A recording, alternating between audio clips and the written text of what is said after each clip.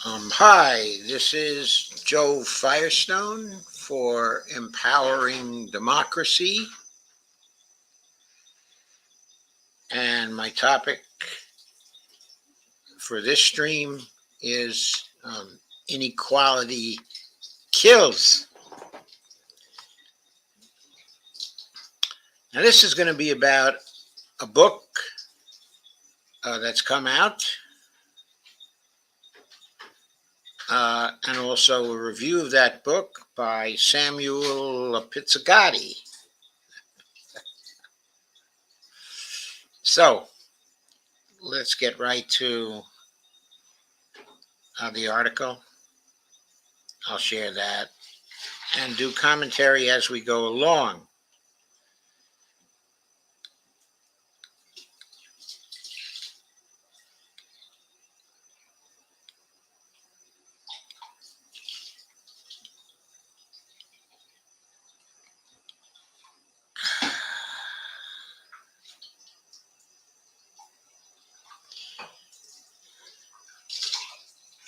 Here we are. I saw this in Common Dreams. Hey, Dolores, how are you?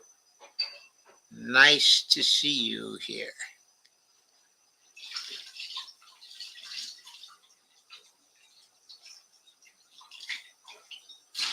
So, as I said,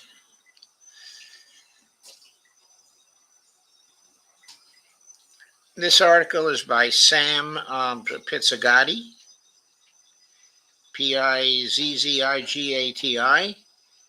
He's a writer on labor. It's from Common Dreams on November 28th, 2022.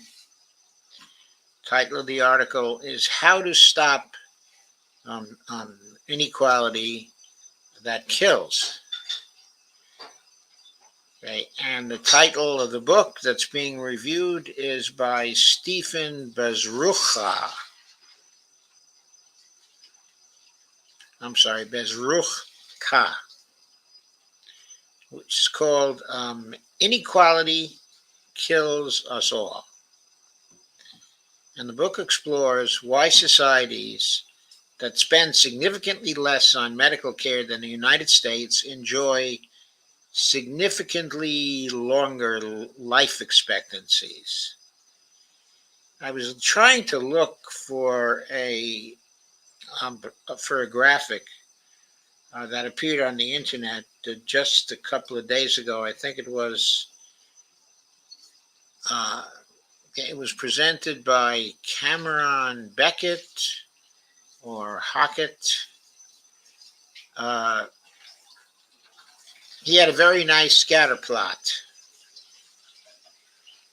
And the scatter plot was extremely striking because it showed on the y-axis life expectancy,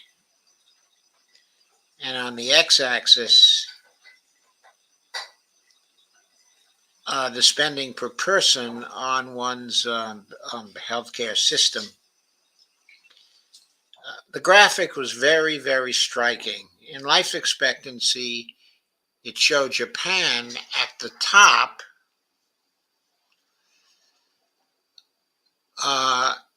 also Japan, while it was spending more than the average, it was also spending considerably lower than the big spenders. There were a whole bunch of OECD nations that were grouped in the center of the graph, where they were spending a little more than the average, but getting life expectancies that were very much higher than the average life expectancy. Of course, they included states like, for example, Canada, New Zealand, Australia, Sweden, Denmark, all kinds of nations that were better than average in life expectancy. Some of them were spending a fair amount.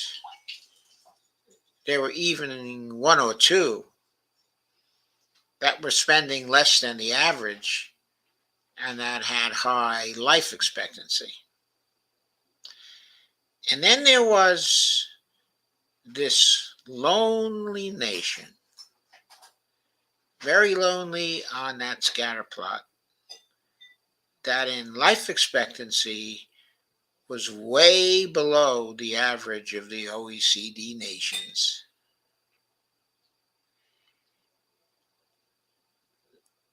But in healthcare spending was way, way higher than all of the other OECD nations.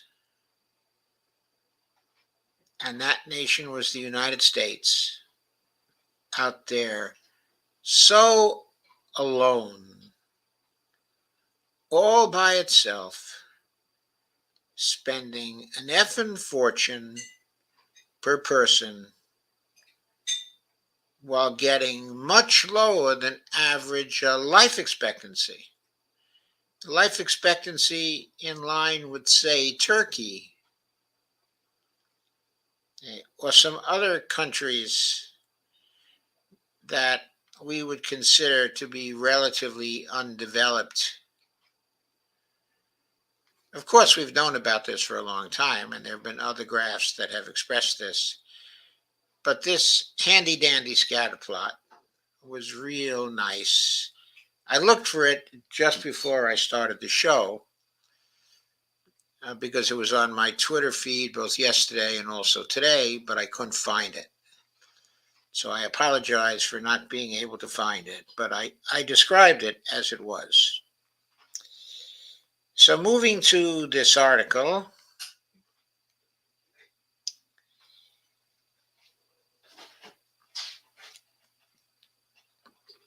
again called How to Stop Inequality That Kills by Sam Pizzicotti. He says, over a half century ago, back in the 1960s, books about poverty abounded, but publishers paid relatively little attention to wealth's concentration. A generation earlier,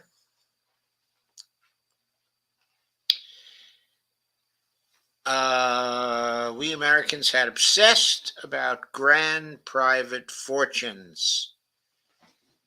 By late mid-century, that obsession no longer excited either the media or the public. That would all soon change, particularly after Ronald Reagan's 1980 election. Quote, rich people, unquote, would suddenly reemerge as a cultural phenomenon worthy of ample attention. In 1982, the editors at Forbes magazine even started annually profiling America's 400 richest. Serious books about the growing maldistribution of America's income and wealth would in short order once again begin appearing.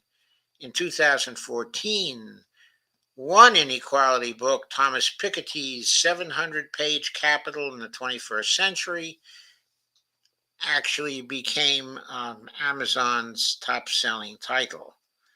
In fact, I bought myself a copy of that book and wrote a few blogs about it. Our new Gilded Age of grand fortune had created a publishing golden age for books that contemplated inequality's impact on us. The books on inequality that abound today offer up important information and insights. They survey our unequal landscape. They trace the drivers behind our top-heavy distribution of wealth and propose serious solutions. Unfortunately, these important contributions to the literature on equality haven't had much of an impact. Our grand fortunes remain grand. One sign of our still unequal times as of this past September, despite a serious stock market swoon, the net worth of our richest 1% still sits, after taking inflation into account, some 527% above the net worth of our richest 1% in 1976. So, once again, let me repeat that. The net worth of our richest 1% still sits, after taking inflation into account, some 527% above the net worth of our richest 1% in 1976. After taking inflation into account, our income stats tell a similar story. Incomes in our bottom 50% now stand, after inflation, just under a meager 30% higher than their level back in 1976. The American top 0.01% incomes have soared almost 600%. Okay. Amid numbers like these, books about inequality clearly remain as necessary as ever. And that brings us to a new book about inequality that just might make the sort of difference that books about inequality have so far been unable to make. The book's author, Stephen Bezrushka, will already be familiar to folks active in anti-inequality circles. Bezrushka, suddenly a professor emeritus at the University of Washington, currently, I should say, a professor emeritus. I did say suddenly, currently, at the University of Washington School of Public Health, has spent the last quarter century teaching and lecturing all across the nation about the incredibly high price we Americans are paying for letting our wealth concentrate. How high a price? His book, Inequality Kills Us All, rests on a grim reality.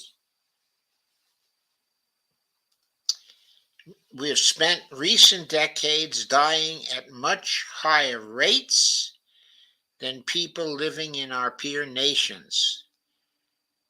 But societies that all spend significantly less on Medicare, on medical care, than we do in the United States, and yet enjoy significantly longer life expectancies. How could that be? Decades ago, Bezrushka set out on a journey to find out. As a younger physician, he had fully bought in to the standard medical profession perspective. He equated health with healthcare, as did all the doctors around him. People got sick, doctors did their best to get people well. End of story. But real life, as the young doctor began living it, had a nasty habit of poking holes in that story. Bezrushka had spent time early on in his career practicing medicine in Nepal, a nation he had earlier encountered as part of the first Canadian Mount Everest expedition. He also spent years stateside working big city hospital emergency rooms. All these experiences, bit by bit, had Bezrushka viewing health through a much more open-minded lens. Healthcare, he was learning, cannot guarantee health. Inequality gets in the way. Inequality kills. Bezrushka's new book goes deeply and clearly into the how. He walks us through the work of pioneering researchers like the UK's Richard Wilkinson and Kate Pickett, and Harvard's Ichiro Kawachi and S.V. Subramanian. Inequality, the work of these scholars helps us see, packs a devastating 1-2 punch. The first punch, the psychosocial stress that living in deeply unequal societies inevitably creates. People in these societies can have, quote, enough resources to provide for basic needs, unquote.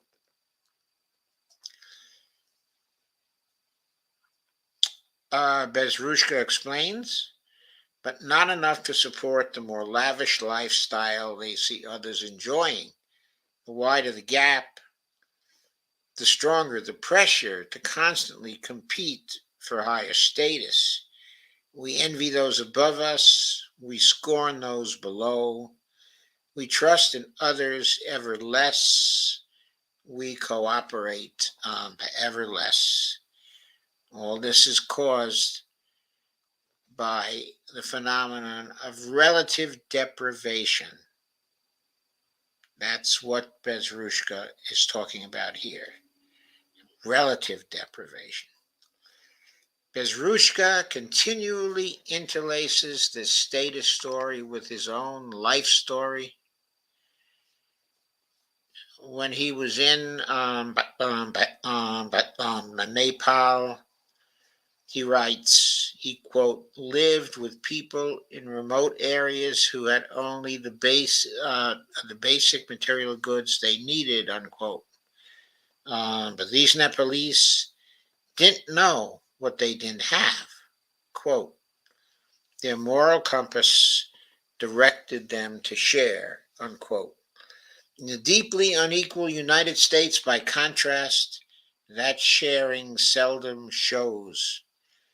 One arresting example, drivers of high status cars, as researchers Paul Piff has detailed, turn out to be, quote, more likely to cut off other vehicles at intersections and endanger pedestrians at crossings than those in more modest automobiles, unquote.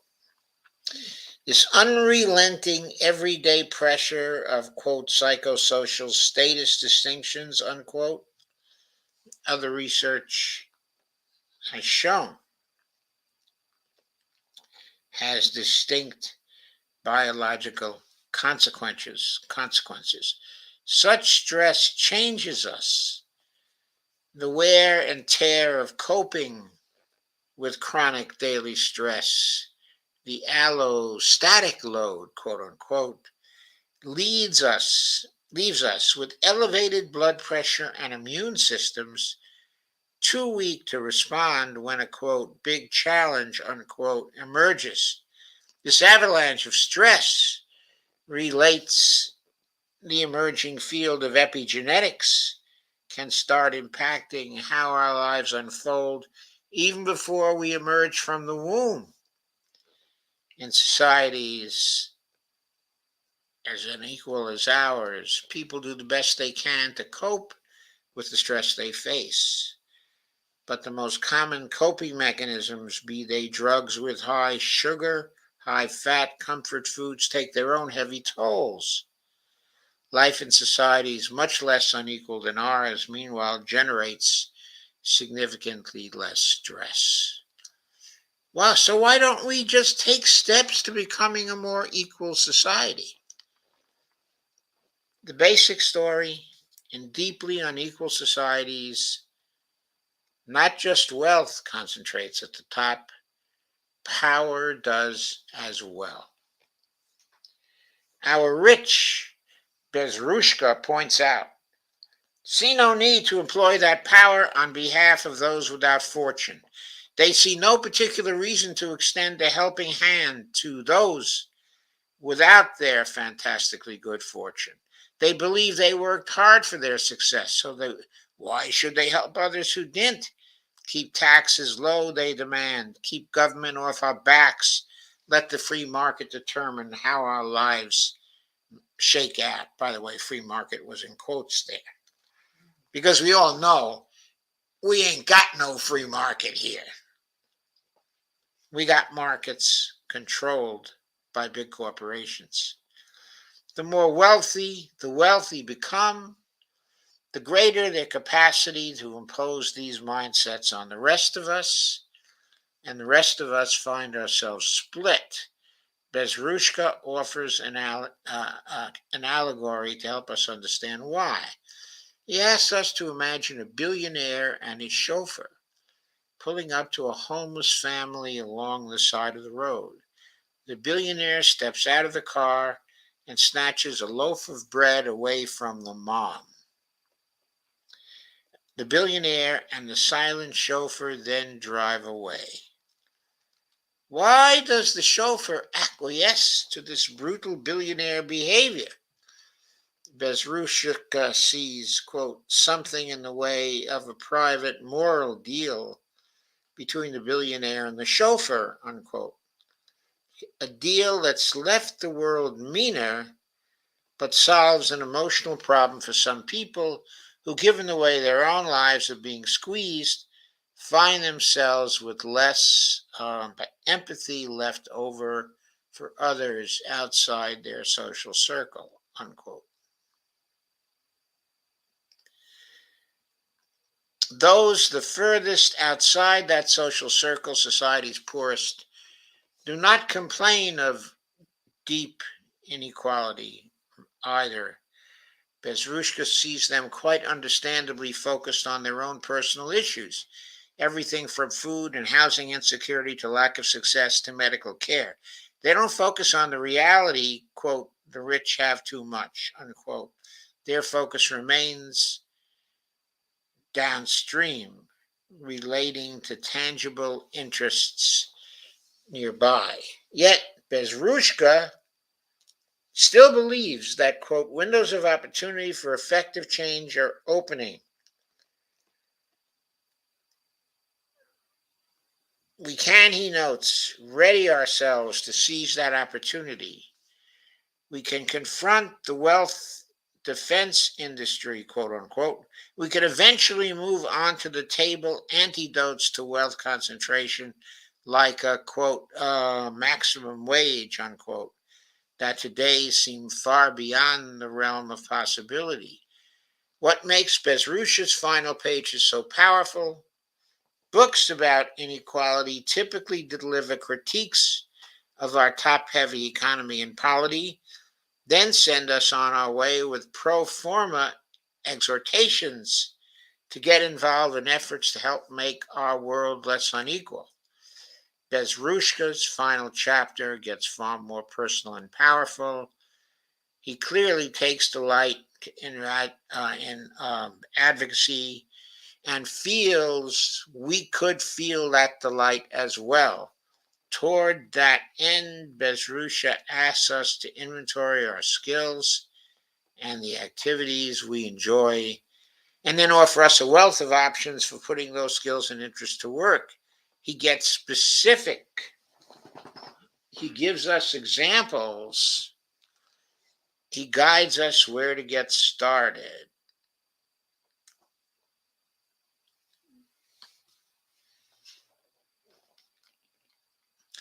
Tips for turning haphazard conversations with strangers into substantive discussions. Ideas for using photography to tell compelling inequality stories. How-tos on everything from revising the rules of the Monopoly game, the world's best-selling one, to giving talks at retirement homes. Bezrushka's closing chapter imaginatively covers the sorts of ground books about inequality have never before covered. And Inequality Kills Us All couples all this useful information and background with leads that can connect readers directly to the groups and activist resources now helping to build a more effective struggle for a more equal world. Bezrushka believes we can overcome the public indifference our rich and powerful count on. By the end of his final What Can We Do chapter, we believe that just as much as he does. Social movements begin, Bezrushka reminds us, with, quote, people working on critical, timely issues as individuals and then together with others, unquote. Social movements can also begin with books. Dr. Stephen Bezrushka has given us a book we desperately need. Now, that was a review that was well written,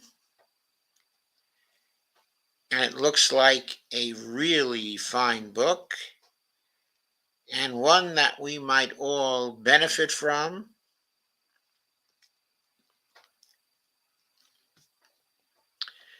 We could all use a how-to on how to get rid, okay, of inequality in the United States.